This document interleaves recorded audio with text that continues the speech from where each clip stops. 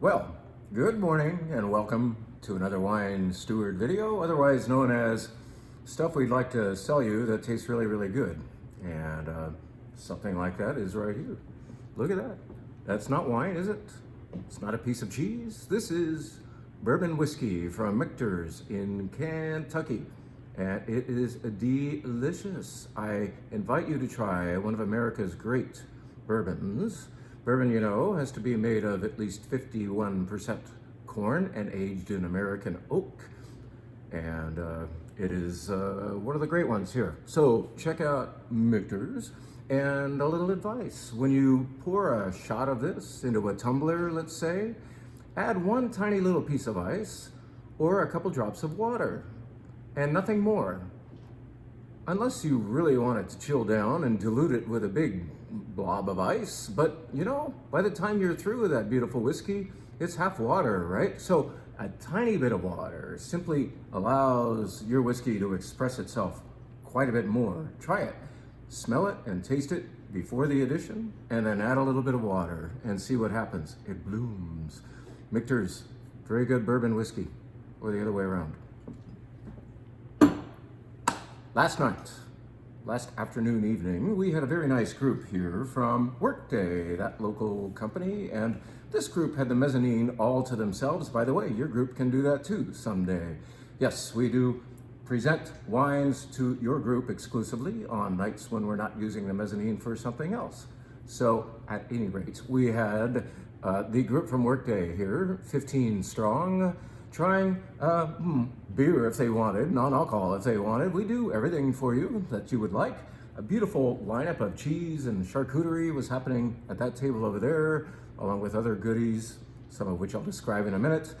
And what else? Of course, a nice lineup of wine. We gave them their own exclusive menu. This is the short list of what we provided to Workday. If they asked for something else, we ran down and got that too. We didn't put a big yummy Chardonnay on here. Somebody wanted that? Yeah, we'll do that. We ran down and got it.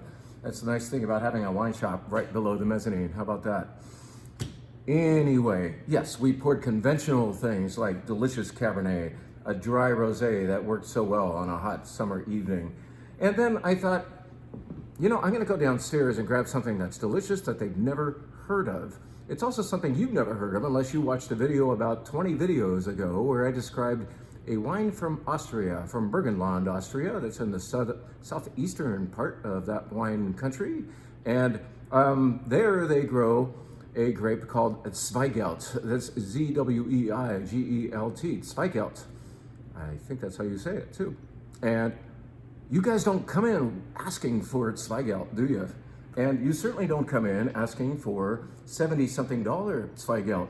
And yet, I tried this stuff and I had to carry it. I didn't know really who I would be showing it to. I knew that a few people hearing or watching this video might be interested and engaged, but otherwise, who is gonna buy Schwarz Zweigelt from us? This overpriced, it's not overpriced, but it's high priced for Zweigelt. I've only dared to carry $15 and $20 Zweigelt in the past. This though is made under the influence of Manfred Krenkel of Sin Qua Non and Alois Kracher, a very, very famous Austrian producer. Those two ganged up on this guy Schwarz, who is and was a butcher. He had a butcher shop in the back thereof. He was fermenting some wine every year and just little projects. Krenkel tried that wine, was amazed. Maybe you've never heard of Manfred Krenkel, it doesn't matter, but heard of LeBray Bakery? That funded his fund, this project called Sin Qua Non down in Santa Barbara County. At any rate, I'm digressing all over the place. This is the product of that persuasion. This is Schwarz Zweigelt. It is gorgeous and nobody has ever heard of it, and therefore doesn't come in asking for it. What do I have last night? Innocent victims called the Workday Group.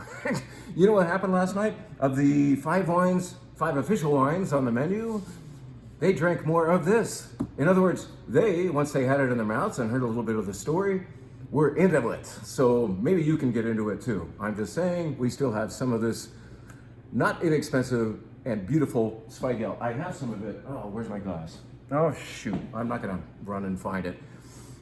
There was a little bit left this morning, and I had to check it out after an evening of airing out. And it's pure fruit. It's dark and delicious, easy, no threatening tannins, scary name, and that's where the scariness ends. Try it.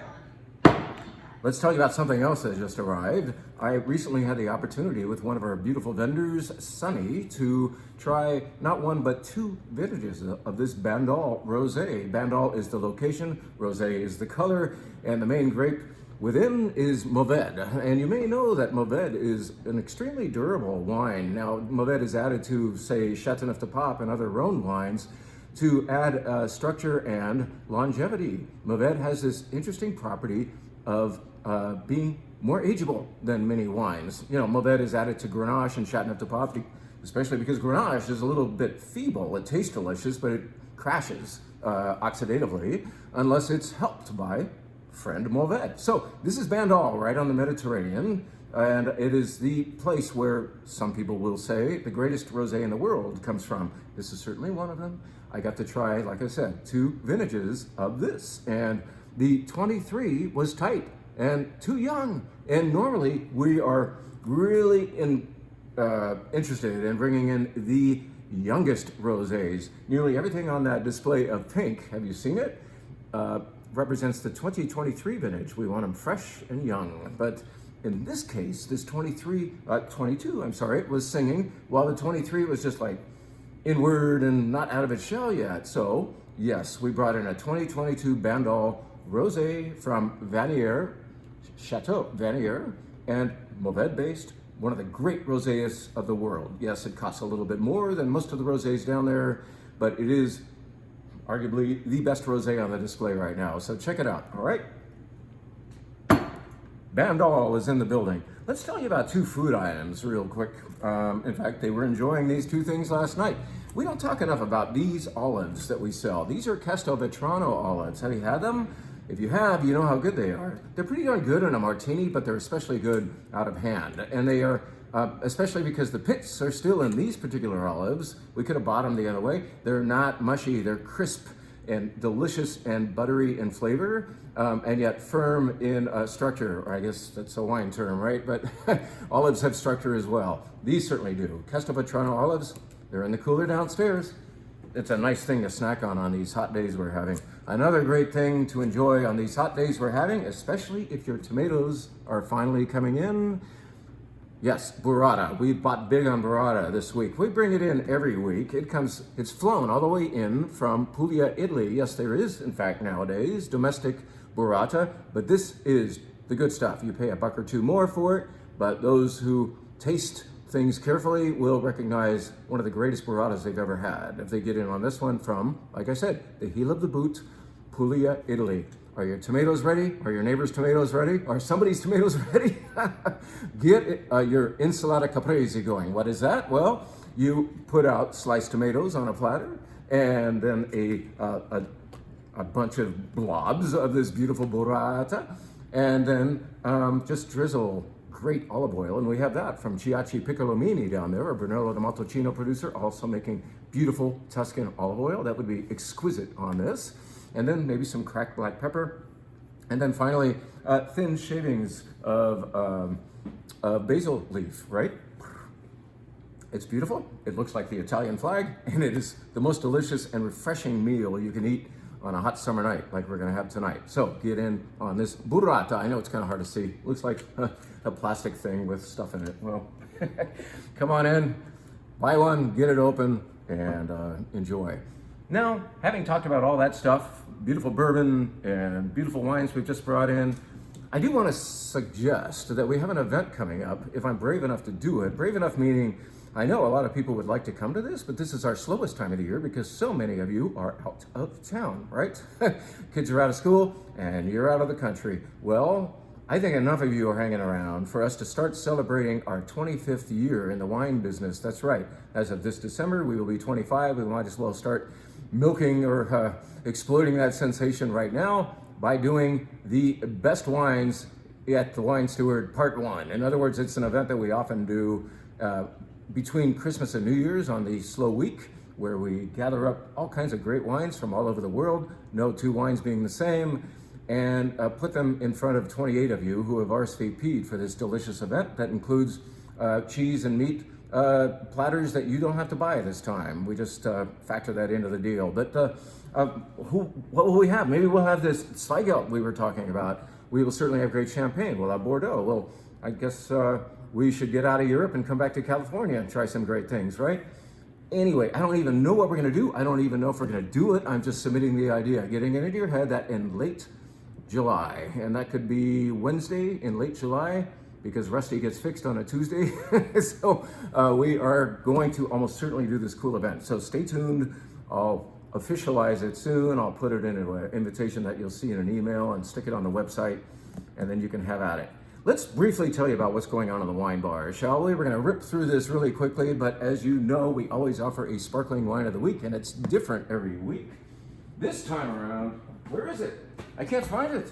Oh my gosh, I'm getting the shades. It's a beautiful sparkling wine that I would, oh, there it is. All right, this is a favorite of mine. This comes from the region of Savinière in the Loire Valley of France. The Loire Valley, of course, has many famous places for Sauvignon Blanc, but did you know that another great white grape, sometimes we call it the best grape in the world, called Chenin Blanc, also happens here in the central Loire Valley, maybe more famously in a place called Vouvray, and a place across the river from there called Mont-Louis-sur-Loire. But down the river from there is a smaller location for Chenin Blanc, and perhaps its best location for Chenin Blanc, and that would be Savinière. Now, you hear Jim saying Savinière, and you don't see Savinière anywhere on this label, because I don't think you can actually make sparkling Savinière. I mean, you can make sparkling Savinière there, but you can't call it Savinière. So this is a Crémant de Loire from all Savinière grapes, Chenin Blanc, and it is a beautiful dry Chenin Blanc that you must try. It's one of my favorites. I've been carrying it every year for probably 6 years, so check it out. And then let's take you right through the white flight real quick. Uruguay. Great soccer team, great Albarino from Uruguay. Yeah, Uruguay, really? Yes, Garzón, Uruguayan, Albarino, how about that? Delicious. Great way to start the flight. Let's now take you to Austria, aforementioned country in Europe, for Grüner Veltliner. This is going to be perhaps a wine you know better than that Zweigelt I was describing. Here's a beautiful one from Weichselbaum. Grüner Veltliner, especially refreshing on a day like this. Let's refresh you even further with Saint Roch Rosé. Yes, we're sticking a rosé right in the middle of the white flight. We should just call it the refreshing flight. Saint Roch les Vignes from Provence. It is a 2023, unlike that Bandol I described, and this is a wine I might not be drinking next to you. I want this stuff fresh. This is half Cinsault and half Grenache from Provence, Saint Roch. The next wine takes us to Spain. Old friend of ours, Muga, Bodegas Muga in Aro, Rioja, España, and this is going to be made of Jura and a little bit of Garnacha Blanca, I believe, as well. It is beautiful white Rioja. Did you know there was such a thing? Now you do, and you can try it. Next up on the white flight, actually the finale from our friend Paul Durousset, who lives in Macon. This is, well, he lived in Macon, and his family's still back there making this wine. He goes back and helps with harvest, but he's also a wine vendor, has his own importing company called Pierre Clos, named after the village from which he comes. And this is his family's white Burgundy. Inexpensive, no oak Chardonnay from the Macon. It is brilliant. It is really good. We've given it to your wine club members twice, as you know. If you're in the White Wine Club, the rest of you can try it on the wine bar today. Refreshing, beautiful wine. Now, we always offer a couple of wines by the glass only, so you can thoroughly know them, let's say. And this time around, I know it's not a dark and stormy day, but or night, and that's when I would prefer to be drinking Bordeaux, but this just showed up because I recklessly spoke for it, and this is a Pauillac. Pauillac is probably one of the most famous subregions of Bordeaux on the left bank of Bordeaux, and it is going to be based on Cabernet, plus some Merlot and some other goodies, but it's a very dignified, beautiful wine from Pauillac, and there are certainly more famous and expensive names from there, but there's no such thing as shitty Pauillac, especially from the beautiful 2020 year. This is brilliant, really nice stuff. Speaking of a wine that's traditional and yet domestic, this is in a traditional style, or classical style, if you will. Rusty, I'll take you out in a minute. This is from Star Lane, which is down in an area you may not be familiar with yet, but you need to know Happy Canyon of Santa Barbara. Happy Canyon of Santa Barbara is the name of a subregion of course, Santa Barbara County on the east side of the Santa Ynez Valley. And Starlane was the winery that really got the Cabernet thing going there, where this region is generally known for, let's say, Rhone varieties, and farther west for Pinot Noir and Chardonnay, Syrah perhaps. But this is good Cab, classically styled. Check it out by the glass. Now let's finally rip through the red wines on the red wine flight. First of all, actually, it's not that. This is a mispick. The first wine is going to be a Mencía from Spain. I was going to do this, we knocked it out. So, Mencía, grown in Burrata, Spain, is wine number 1. Wine number 2, a very fragrant, delicate Grenache. Grenache, delicate. Where must that be from? Perhaps the Rhone Valley? No, this is from Burrata, Australia, where you would expect things to be decadent and dark and rich and thick and maybe over the top. This is anything but. It's brisk, it's fragrant, it's pretty. Try it, it's charming. Wine number 3 brings us back to the United States, to the Sonoma Coast area where Eric Kent does this. Interesting label. Eric Kent wine has a different work of art on the front, and then you get the details on the back. This is a very, very nice Pinot Noir, of which you may in fact want a full glass. It's a very nice value. Beautiful fruit, nice restraint at the same time. It walks a tightrope. Next up, our friends at Nottingham Cellars. They're still our friends even though they've defected to the Napa Valley. But our former Livermore friends, who are now our Napa Valley friends, Colin Craner and Craig and so on, they are making a beautiful wine that is still, in fact, from Livermore Valley fruit. How cool. This is Petit Syrah and Cabernet put together. 2 nice dark things making a very dark red wine. What's it called? I don't even know what it's called, but it's delicious. It's called something. I don't have my reading glasses on. Anyway, try this red blend from our friends. And finally, the last wine. You might have enjoyed this at the wine bar recently. We're bringing it back up because I still have tons of it, and it's very good. A more traditionally styled Châteauneuf du Pape from Grande Réserve Papale, or something like that. Anyway, Châteauneuf du Pape, of course, the most famous wine subregion in the southern Rhone Valley of France, where the popes once resided during the 14th century, 7 in a row of those living in Avignon. This was the little village they would run off to for a weekend off, away from their bureaucratic duties, just a little bit north of Avignon, the actual town of Châteauneuf du Pape, and it is surrounded by there's a couple other villages, Sorgue and Betterreed and so on, but the point is, it's especially surrounded by beautiful vines clawing their way out of rocks. They look crazy there, and making beautiful wine. Châteauneuf du Pape. Get in on that. Might want to order a glass of that after you've had a taste, right? Anyway, thank you so much for watching yet another Wine Steward video. Do keep an eye out for the event that I haven't officialized yet, and come in and try some Bandol, and if you are brave enough, don't worry, don't be afraid. The scariest part of it is the name, Zweigelt from Burgenland, Austria. It's freaking delicious. Now the people from Workday know, and so should you. Thank you again. See you soon. Stay cool.